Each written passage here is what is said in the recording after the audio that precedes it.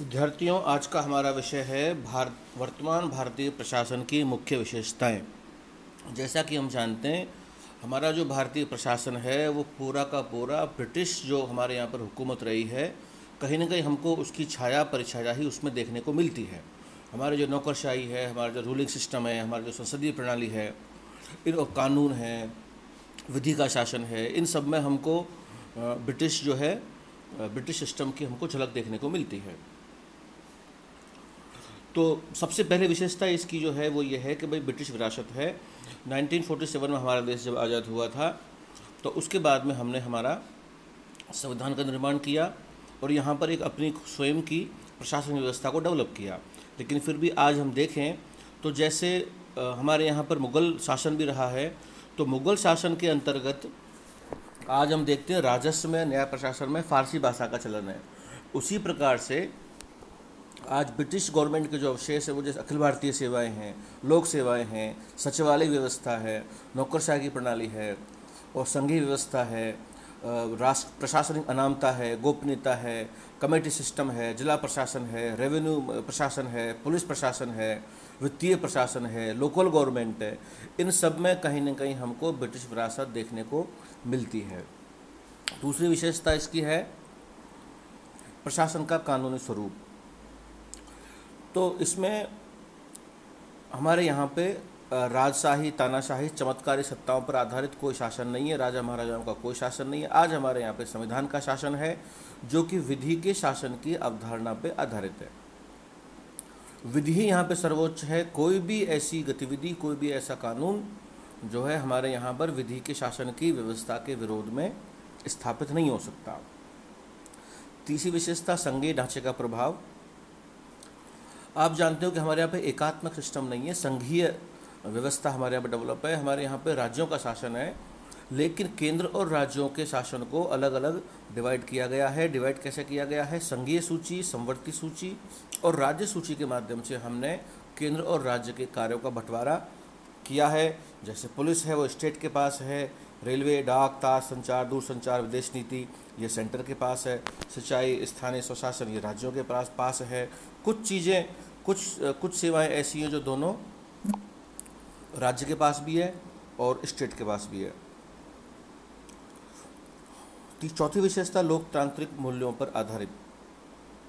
हम जानते हैं हमारे यहाँ पे अब डेमोक्रेसी स्थापित हो चुकी है। 1947 के बाद में जनता का शासन है। जनता का शासन जनता के लिए, जनता के द्वारा है। हमारे यहाँ पे जनता चुनावों के माध्यम से हमारे प्रतिनिधि चुनकर के विधानसभा या लोकसभा में भेजती है और वो वहाँ पर विधानमंडल में जाके, संसद में जाके, विधानसभा में जाके कानून बनाते हैं। उस कानून से हमारे देश में शासन होता है। यही संसदीय लोकतंत्र की विशेषता है।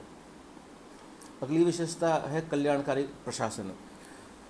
भारतीय प्रशासनिक व्यवस्था की सबसे बड़ी विशेषता है कि भारतीय प्रशासन कल्याणकारी व्यवस्था है। हमारे संविधान में भी कल्याणकारी कार्यों को करने के लिए नीति निर्देशक तत्वों में और आर्टिकल 15, 16 में इसका प्रावधान किया गया है। जैसे कि कोई पिछड़ा वर्ग है, कोई कमज़ोर वर्ग है, कोई गरीब तबका है, महिलाएं हैं, बच्चे हैं, दलित हैं, पिछड़े हैं, इन सब के लिए कल्याणकारी योजनाएं हमारे यहाँ लाई जाती हैं। शिक्षा के क्षेत्र में, स्वास्थ्य के क्षेत्र में, सुरक्षा के क्षेत्र में, संचार के क्षेत्र में, पेयजल के क्षेत्र में, रोजगार के क्षेत्र में आरक्षण दे करके हम यहाँ पे जो है जनता का कल्याण करने का प्रयास करते हैं। विकासोन्मुख प्रशासन, ये इसकी छठी विशेषता है कि प्रशासन का जो दायित्व है वो ऐसा नहीं है कि सिर्फ शासन करना है। प्रशासन का दायित्व है कि वो विकासात्मक कार्य भी करे। जैसे सड़कों का निर्माण करना, नेशनल हाईवे का निर्माण करना, रेलवे ट्रैक का निर्माण करना, परिवहन की व्यवस्था करना, पेयजल की व्यवस्था करना, बिजली की व्यवस्था करना और आधारभूत संरचना का पूरा विकास करना, जनता को अत्यधिक सुविधाएं प्रदान करना, मेट्रो सिटीज़ में मेट्रो का संचार करना, टेलीफोन लाइन वगैरह इसलिए बिछाना। तो इस प्रकार से हमारा जो प्रशासन की विशेषता है कि वो विकासोन्मुख है, उसकी दिशा हमेशा विकास की तरफ रहती है। जवाबदेह प्रशासन, सातवीं विशेषता। जवाबदेह प्रशासन का अर्थ ये है कि सरकार अपने किसी भी कार्य को करती है तो उसके लिए उसको जवाब, कोई भी कार्य गलत हो सही हो, उसको उसका जवाब देना पड़ेगा। अनंतिम रूप से मंत्री, हर विभाग का जो मंत्री है वो जवाब देने के लिए बाध्य है। जैसे कहीं पर रेल की दुर्घटना हो गई तो रेल मंत्री को उसका जवाब देना पड़ेगा, कहीं पर बिजली की समस्या हो गई तो न कि बिजली के अधिकारी भी उनका भी उत्तरदायित्व है, लेकिन अंतिम जो उत्तरदायित्व है वो मंत्री का ही उत्तरदायित्व है। उसको विधानसभा में, संसद में प्रश्न पूछ करके उससे जवाब मांगा जाएगा कि ये घटना क्यों हुई, कैसे हुई, कोई स्कीम अगर असफल हुई है तो कैसे हुई। तो कुल मिलाकर के यहाँ पे संसदीय कार्यपालिका न्यायपालिका के नियंत्रण के द्वारा जवाबदेहिता को सुनिश्चित किया जाता है। एक हमारी विशेषता है नौकरशाही का वर्चस्व। हमारे यहाँ पे नौकरशाही का वर्चस्व है।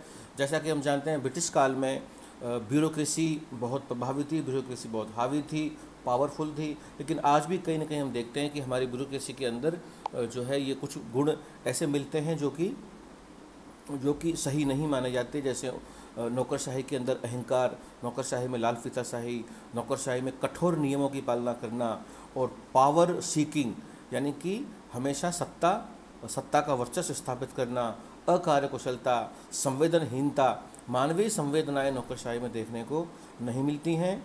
तो ये सब लेट लतीफ़ी, लाल फीताशाही, ये सब जो गुण हैं ये नौकरशाही के यहाँ पे नकारात्मक गुण माने जा सकते हैं। हमारा जो प्रशासन है वो थोड़ा सा उलझा हुआ प्रशासन है। जैसे सेंटर में केंद्रीय सचिवालय है, राज्य में भी सचिवालय है, आयोग हैं, कितने प्रकार के संगठन हैं, न्यायाधिकरण हैं, संस्थान हैं, परिषद हैं, प्राधिकरण हैं, अभिकरण हैं, निगम हैं, कंपनियां हैं। मतलब शासन करने का बहुत विस्तृत जो है इनके संगठनों के माध्यम से, संस्थाओं के माध्यम से शासन किया जाता है। कहीं पे डिप्टी का प्रयोग होता है, कहीं पे सब का प्रयोग होता है, कहीं पे सर्किल का प्रयोग होता है, कहीं पे रेंज का प्रयोग होता है। तो इस प्रकार कन्फ्यूजन यहाँ पे बना रहता है। अगली विशेषता है समस्याग्रस्त प्रशासन।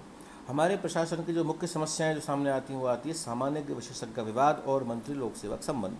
सामान्य से यहाँ पे अर्थ है प्रशासनिक अधिकारियों का। हर विभाग का जो प्रमुख होता है वो प्रशासनिक अधिकारी यानी कि IAS होता है।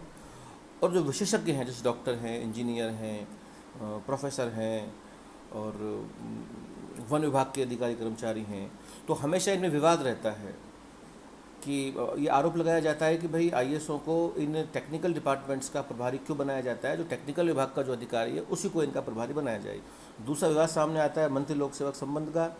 यहाँ पर मंत्री और जो सचिव है ये विवाद हमारे यहाँ पर जो है 1950-60 से देखने को मिलते हैं।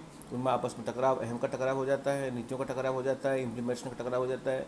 इसके अलावा आपस में कर्मचारियों में वर्ग संघर्ष, हड़ताल, मुकदमेबाजी और हमारे यहाँ पर जो है आधे से अधिक बजट तो जो है कर्मचारियों के वेतन भत्तों पे खर्च हो जाता है। तो ये हमने सरसरी तौर पर हमने देखा कि यहाँ पर